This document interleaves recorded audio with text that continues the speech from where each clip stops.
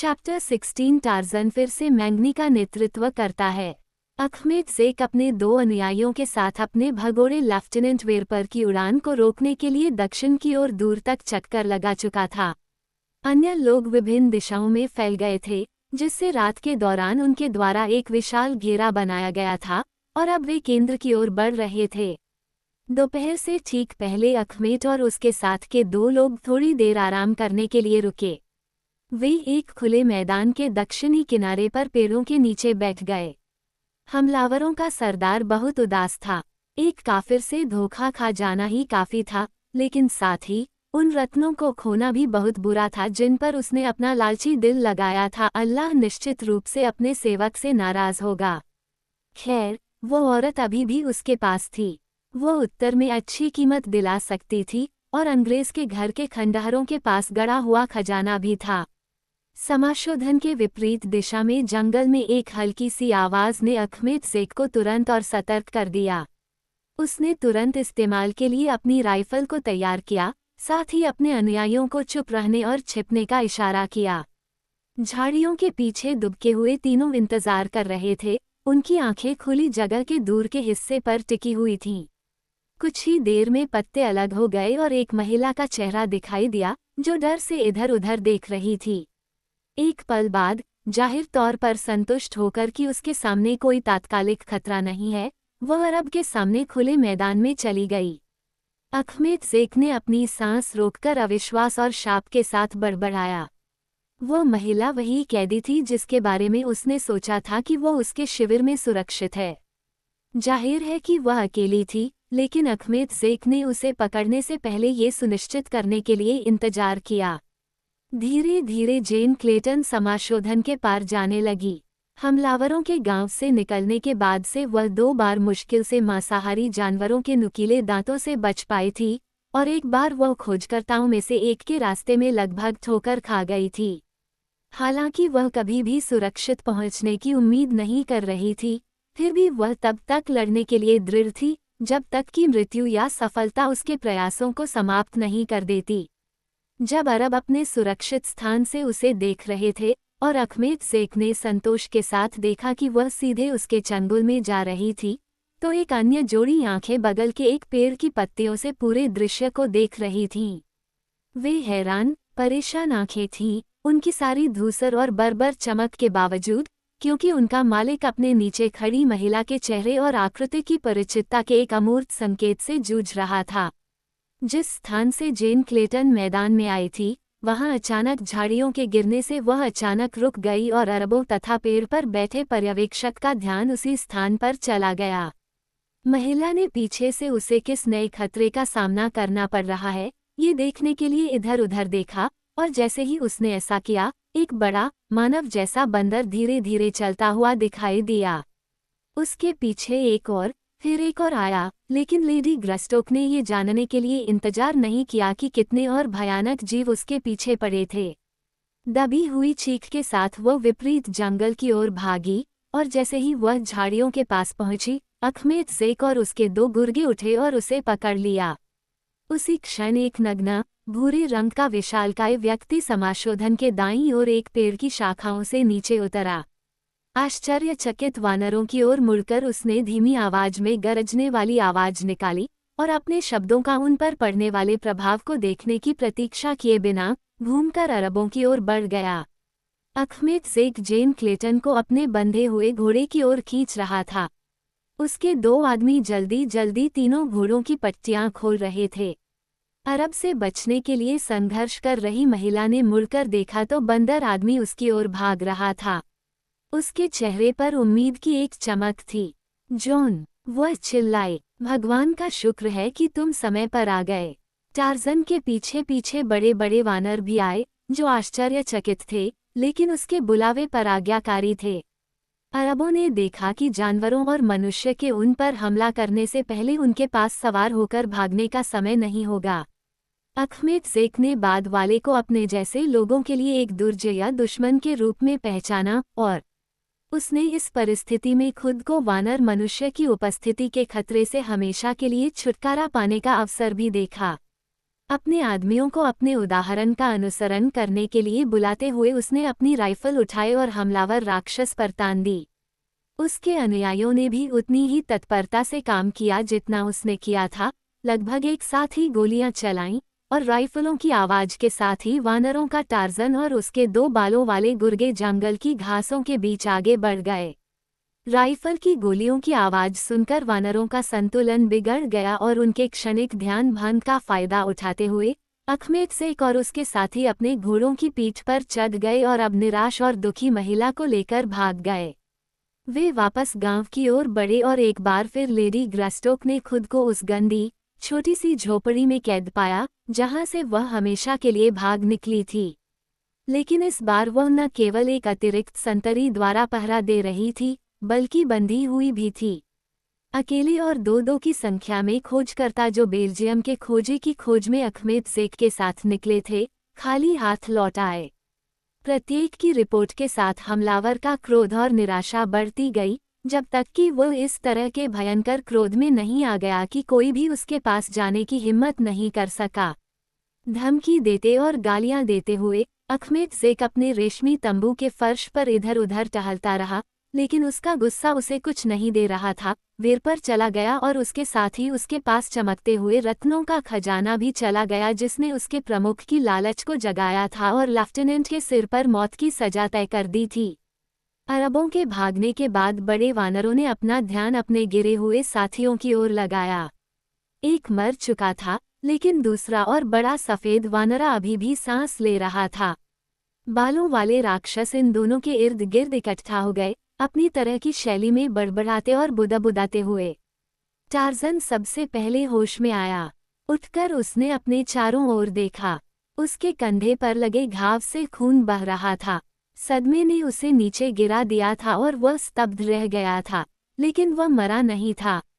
धीरे धीरे अपने पैरों पर खड़ा होकर उसने अपनी आंखें उस जगह की ओर घुमाईं जहां उसने आखिरी बार उस महिला को देखा था जिसने उसके जंगली सीने में ऐसी अजीब भावनाएं जगा दी थीं। वो कहाँ है? उसने पूछा। तारमंगनी उसे ले गई, एक बंदर ने जवाब दिया। तुम कौन हो जो मंगनी की भाषा बोल रहे हो? मैं टार्जन हूँ, बंदर आदमी ने उत्तर दिया, शक्तिशाली शिकारी, सबसे महान योद्धा। जब मैं दहाड़ता हूँ तो जंगल शांत हो जाता है और भय से कांप उठता है। मैं वानरों का टार्जन हूँ। मैं दूर चला गया था, लेकिन अब मैं अपने लोगों के पास वापस आ गया हूँ। हाँ, एक बूढ़ा बंदर बोला, वह टार्जन है। मैं उसे जानता हूँ। यह अच्छी बात है कि वो वापस आ गया है। अब हम अच्छा शिकार करेंगे। दूसरे वानर पास आए और वानर मानव को सूंघने लगे। टार्जन एकदम शांत खड़ा था, उसके नुकीले दांत आधे खुले हुए थे और उसकी मांसपेशियां तनी हुई और कार्रवाई के लिए तैयार थीं, लेकिन वहां कोई भी ऐसा नहीं था जो उनके साथ रहने के उसके अधिकार पर सवाल उठा सके। और कुछ ही देर में निरीक्षण संतोषजनक ढंग से समाप्त हो गया। वानरों ने फिर से अपना ध्यान दूसरे बचे हुए व्यक्ति की ओर लगाया। वह भी मामूली रूप से घायल हुआ था। एक गोली उसके सिर को छूती हुई निकल गई थी, जिससे वह अचेत हो गया था, इसलिए जब उसे होश आया तो वह पहले की तरह स्वस्थ लग रहा था। वानरों ने टार्जन को बताया कि वे पूर्व की ओर यात्रा कर रहे थे, जब उस महिला की गंध ने उन्हें आकर्षित किया और वे उसका पीछा करने लगे। अब वे अपने बाधित मार्च को जारी रखना चाहते थे, लेकिन टार्जन ने अरबों का पीछा करना और उनसे महिला को लेना पसंद किया। काफी बहस के बाद ये निर्णय लिया गया कि उन्हें पहले कुछ दिनों के लिए पूर्व की ओर शिकार करना चाहिए और फिर वापस आकर अरबों की तलाश करनी चाहिए, और चूंकि समय वानरों के लिए बहुत कम महत्व रखता है, इसलिए टार्जन ने उनकी मांगों को स्वीकार कर लिया। वो खुद एक मानसिक स्थिति में वापस आ गया था, लेकिन उनसे थोड़ा बेहतर था। एक और परिस्थिति जिसने उसे अरबों का पीछा स्थगित करने का फैसला किया, वह थी उसके घाव की पीड़ा। बेहतर होगा कि वह तब तक इंतजार करे जब तक कि वह ठीक न हो जाए और फिर से तरमांगनी की तोपों के सामने खुद को खड़ा न कर ले। और इस प्रकार जब जेन क्लेटन को उसकी जेल की झोपड़ी में धकेल दिया गया और उसके हाथ पैर सुरक्षित रूप से बांध दिए गए, तो उसका स्वाभाविक रक्षक बालों वाले दर्जनों राक्षसों के साथ पूर्व की ओर चला गया, जिनके साथ वह उसी तरह घुल मिल गया जैसे कुछ महीने पहले वो लंदन के सबसे चुनिंदा और विशिष्ट क्लबों में से एक के अपने बेदाग साथी सदस्यों के साथ घुल मिल गया था। लेकिन हर समय उसके घायल मस्तिष्क के पीछे एक परेशान करने वाला विश्वास छिपा रहता था कि जहां वह था, वहां उसका कोई काम नहीं था, कि उसे किसी अज्ञात कारण से कहीं और दूसरे प्रकार के प्राणियों के बीच होना चाहिए। साथ ही अरबों की गंध पर निर्भर होने की एक जबरदस्त इच्छा थी, उस महिला को बचाने का बीड़ा उठाना जिसने उसकी बर्बर भावनाओं को इतनी दृढ़ता से आकर्षित किया था। हालांकि इस उद्यम के चिंतन में जो विचार शब्द उसके मन में स्वाभाविक रूप से आया, वह बचाव के बजाय पकड़ना था। उसके लिए वह किसी भी अन्य जंगल की तरह थी, और उसने उसे अपने साथी के रूप में अपना दिल दे दिया था। एक पल के लिए जब वो उस खुले मैदान में उसके करीब पहुंचा, जहां अरबों ने उसे पकड़ लिया था, तो उस झोपड़ी में जिसने उसे कैद कर रखा था, उसकी इच्छाओं को जगाने वाली सूक्ष्म सुगंध उसके नथुनों में आ गई थी, और उसे बताया कि उसने उस प्राणी को पा लिया है जिसके लिए उसने अचानक और अकथनीय जुनून विकसित किया था। रत्नों की थैली का मामला भी कुछ हद तक उसके विचारों में उलझा हुआ था, इसलिए उसे हमलावरों के शिविर में वापस लौटने की दोहरी इच्छा हुई। वह अपने सुंदर कंकड़ और मादा दोनों को अपने कब्जे में ले लेगा। फिर वह अपने नए साथी और अपने गहनों के साथ बड़े वानरों के पास लौट जाएगा, और अपने बालों वाले साथियों को मनुष्य की पहुंच से परे एक दूर के जंगल में ले जाएगा, जहां वह अपना जीवन व्यतीत करेगा, शिकार करेगा और निचले क्रम के लोगों के बीच लड़ाई करेगा, उसी तरीके से जो उसे अब याद है। उसने अपने साथी वानरों से इस मामले पर बात की, ताकि उन्हें अपने साथ चलने के लिए राजी कर सके, लेकिन टैगलेट और चुलक को छोड़कर बाकी सभी ने मना कर दिया।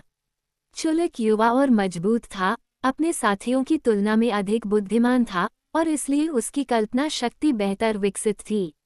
उसके लिए अभियान रोमांच का स्वाद चखता था, और इसलिए वो बहुत आकर्षित हुआ।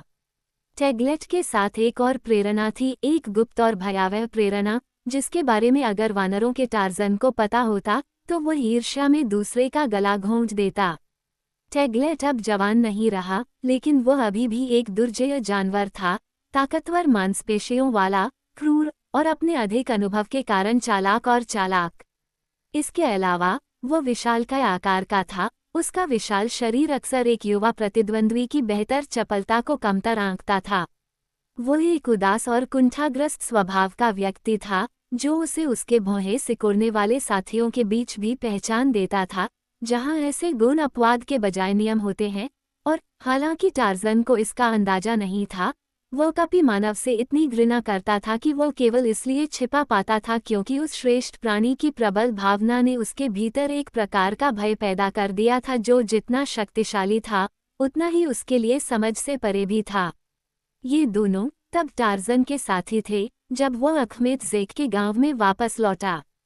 जब वे रवाना हुए तो कबीले के बाकी लोगों ने उन्हें एक विदाई भरी नज़र से देखा, और फिर भोजन खिलाने का गंभीर काम फिर से शुरू कर दिया। टार्जन को अपने साथियों का ध्यान उनके साहसिक कार्य के उद्देश्य पर केंद्रित रखने में कठिनाई हुई, क्योंकि एक बंदर के दिमाग में लंबे समय तक एकाग्रता की शक्ति का अभाव होता है। एक निश्चित गंतव्य को ध्यान में रखते हुए एक लंबी यात्रा पर निकलना एक बात है, उस उद्देश्य को याद रखना और उसे हमेशा अपने दिमाग में सबसे ऊपर रखना बिल्कुल दूसरी बात है। रास्ते में ध्यान भटकाने वाली बहुत सी चीजें होती हैं। चुलक पहले तो तेजी से आगे बढ़ रहा था, मानो हमलावरों का गांव कई दिनों की बजाय केवल 1 घंटे की दूरी पर हो, लेकिन कुछ ही मिनटों में एक गिरे हुए पेड़ ने उसका ध्यान आकर्षित किया, जिसके नीचे भरपूर और रसीले चारे का संकेत था।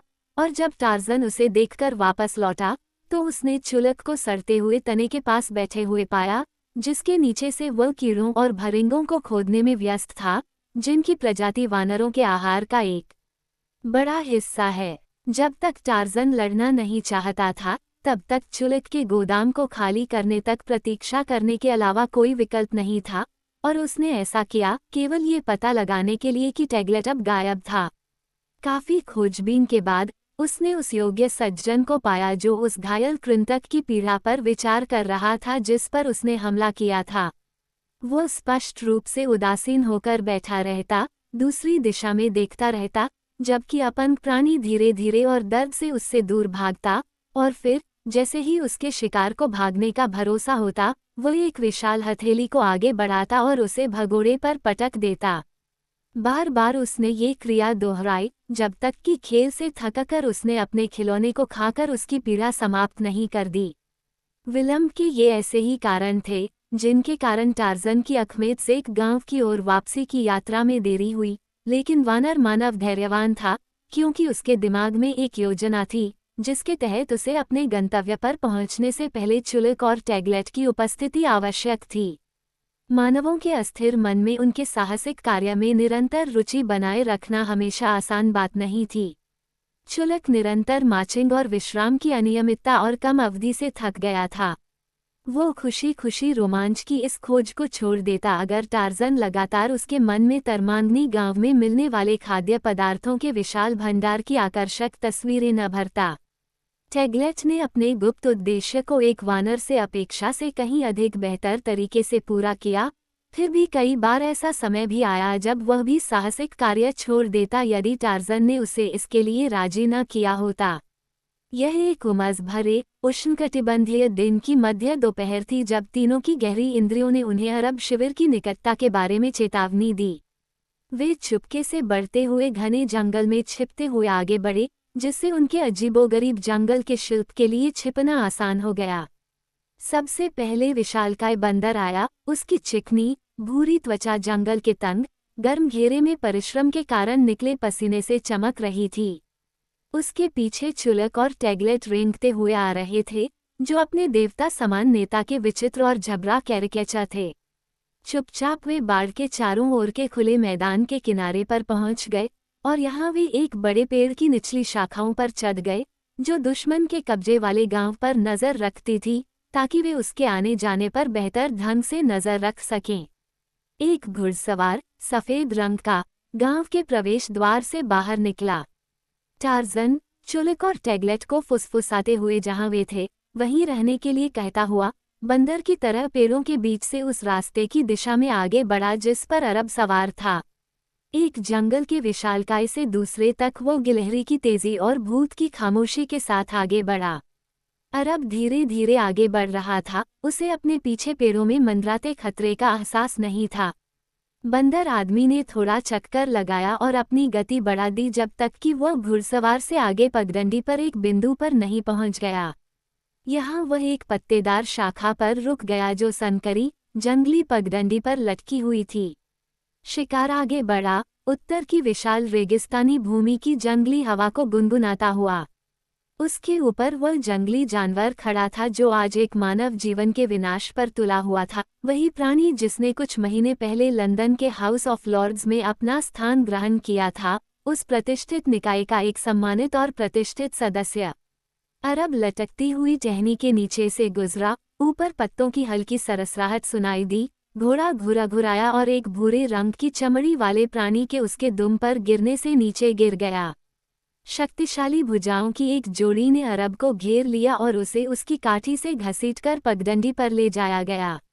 10 मिनट बाद, एक अरब के बाहरी वस्त्र को बांह के नीचे बांधकर, वह बंदर आदमी अपने साथियों के पास वापस आया। उसने अपनी ट्रॉफियां उन्हें दिखाईं, धीमी आवाज में अपने कारनामे के बारे में विस्तार से बताया। चुलक और टैगलेट ने कपड़ों को उंगलियों से छुआ, उन्हें सूंघा और उन्हें अपने कानों के पास रखकर उनकी बातें सुनने की कोशिश की। फिर टार्ज़न उन्हें जंगल के रास्ते वापस पगडंडी पर ले गया, जहां तीनों छिप गए और इंतजार करने लगे। उन्हें ज्यादा देर तक इंतजार नहीं करना पड़ा, क्योंकि अखमेद शेख के 2 अश्वेत सैनिक, जो अपने मालिक के जैसे कपड़े पहने हुए थे, पैदल ही पगडंडी से नीचे उतरकर कैंप की ओर लौट रहे थे। एक पल वे हंस रहे थे और एक साथ बातें कर रहे थे, अगले ही पल वे पगडंडी पर मौत के मुंह में पड़े थे। विनाश के 3 शक्तिशाली इंजन उनके ऊपर झुके हुए थे।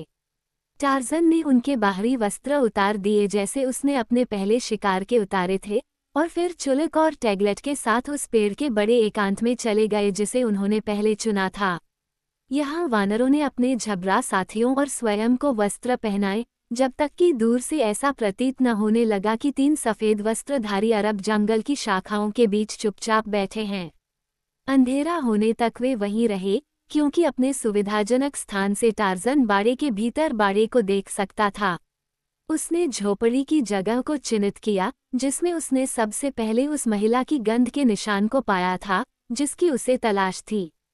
उसने 2 संतरियों को उसके द्वार के सामने खड़े देखा और उसने अखमेद शेख के निवास का पता लगाया, जहां उसे कुछ ऐसा लगा कि उसे संभवतः वह खोई हुई थैली और कंकड़ मिल जाएंगे।